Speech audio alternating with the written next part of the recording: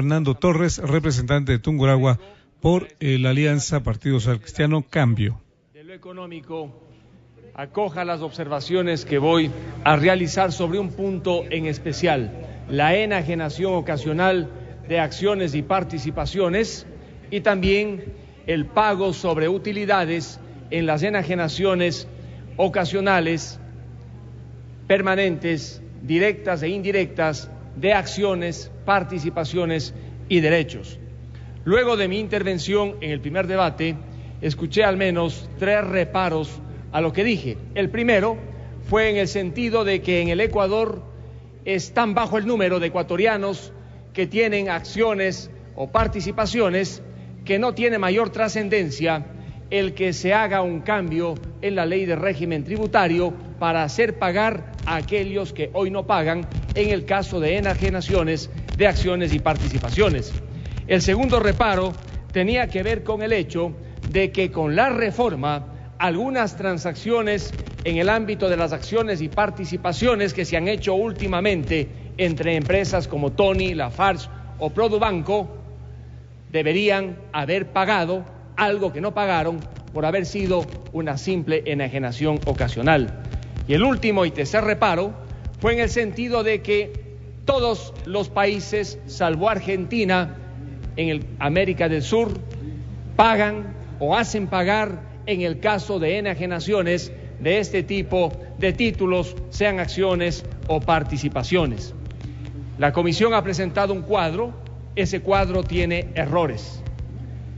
En Colombia se encuentran exentas del pago aquellas transacciones de acciones o participaciones que se hacen cuando las compañías sobre las que se transan están inscritas en el mercado de valores y cuando la transacción no supera el 10% de las acciones de esa empresa que circulan durante un mismo año. En Chile solamente se grava la transacción de acciones, no de participaciones, cuando estas transacciones son habituales y superan por lo menos las 10 unidades tributarias. Fuera de estos casos se paga, pero en estos casos existe la exención.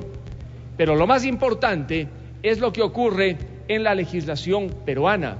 Allí de modo explícito se establece que no se pagan las enajenaciones de acciones o participaciones cuando éstas no son habituales. Solamente el hecho de que sean habituales hace que la renta generada por la enajenación sea objeto de un tributo. Y la ley peruana es aún muy clara para determinar qué debe entenderse por renta. La renta, según la legislación peruana, no solamente es la diferencia entre el valor neto que recibe el que vende menos el valor de la adquisición, también se deben descontar las amortizaciones. No es cierto, por lo tanto, todo lo que dice el cuadro que se ha incorporado en el informe para segundo debate. Existen países como estos 3 en que se mantienen excepciones cuando se negocian acciones o participaciones. En el proyecto que hoy discutimos y que se va a aprobar, existen al menos 3 normas sobre el tema. La primera, la que señala que los ingresos provenientes de la enajenación directa o indirecta de acciones, participaciones y derechos representativos de capital o correspondientes a concesiones deben pagar el impuesto a la renta. La primera pregunta que hago a esta asamblea es la de ¿qué se entiende por utilidad? ¿Se va a utilizar la definición que utiliza el Servicio de Rentas Internas? ¿No sería mejor utilizar la definición de utilidad que tiene la legislación peruana?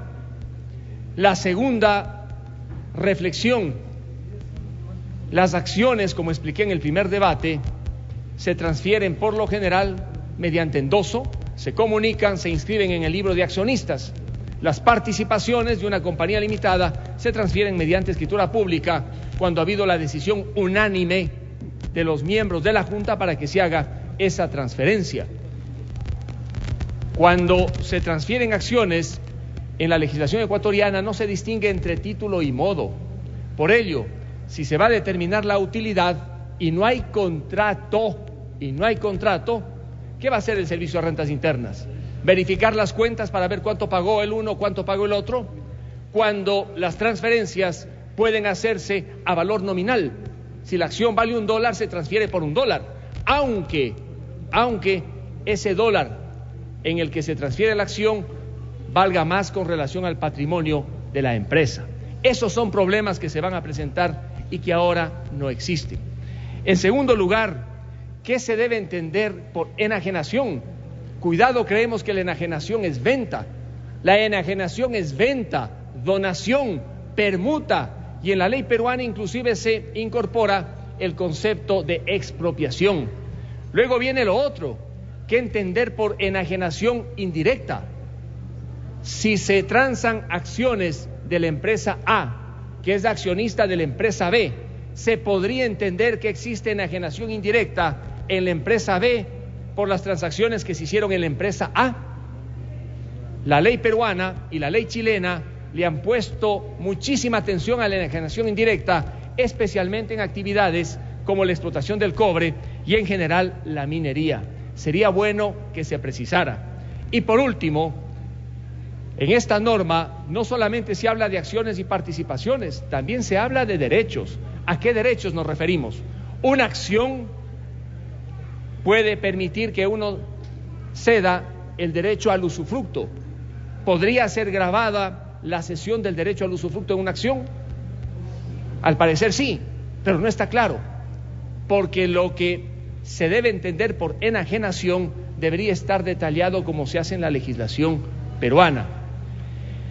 Por lo demás, la norma en virtud de la cual obliga a que las enajenaciones ocasionales de acciones y participaciones tributan, al menos deja que no tributen las enajenaciones ocasionales de inmuebles. Hubiera sido gravísimo que también se incluyera la enajenación ocasional de inmuebles. Y la tercera norma a la que se refirió con buen criterio el asambleísta Viteri es la que tiene que ver con la información y con el sustituto. ¿Cómo va la compañía a sustituir a quien enajena y al adquirente cuando estos no han pagado el impuesto? Se habla de repeticiones internas, pero esto desnaturaliza completamente el funcionamiento societario. Esa norma está muy mal concebida. Además, el impuesto, ¿qué impuesto se va a establecer sobre el valor de la transacción? El impuesto a la renta se paga por lo general anualmente. Si alguien recibió un beneficio, el ingreso se carga al monto anual sobre el cual se tributa. ¿Cómo se va a hacer la transacción para que determine el que cede o el que enajena el valor del impuesto que debe el adquirente también cubrir? Señores legisladores, señor presidente de la comisión, si lo que se quiere es evitar que grandes transacciones, que grandes empresas que negocian acciones, participaciones, paguen impuestos, establezcan un monto, pero no pueden perjudicarle al pequeño inversionista, aquel que compra en una empresa $500 en acciones y luego quiere transarlas habiéndose revalorizado la acción, va a tener que pagar impuesto.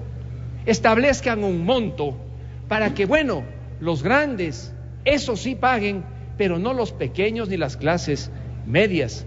Más aún, tiene un minuto, sería importante, señora Presidente, que se estableciera el concepto de habitualidad. Hablé hace poco con el presidente de la comisión y me dijo que quiere pensar esta posibilidad de establecer montos para que se beneficie la compra de acciones. Cuando ustedes llegaron al poder, dijeron que querían levantar en el Ecuador una sociedad de propietarios. Unos son propietarios de tierras, de inmuebles, pero también uno puede ser propietario de acciones, de participaciones en el mercado de capitales. Cuando el presidente Lula fue preguntado cómo había incrementado su patrimonio habiendo sido presidente, él tuvo una respuesta y dijo: al igual que muchísimos brasileños, yo he invertido el dinero en comprar acciones de empresas brasileñas, y como estas empresas han tenido acciones que se han revalorizado, también mi patrimonio se ha incrementado. Y él invitó a los brasileños, especialmente a los pobres, que compren acciones, que inviertan en el mercado de capitales. Ojalá esta ley, señora presidenta, no vaya contracorriente, que estimule la compra y venta de acciones, porque solamente cuando tengamos un Ecuador de propietarios, no solo de tierra, no solo de agua, sino también de acciones, participaciones y otros derechos, este país cambiará. Muchas gracias. Gracias, asambleísta.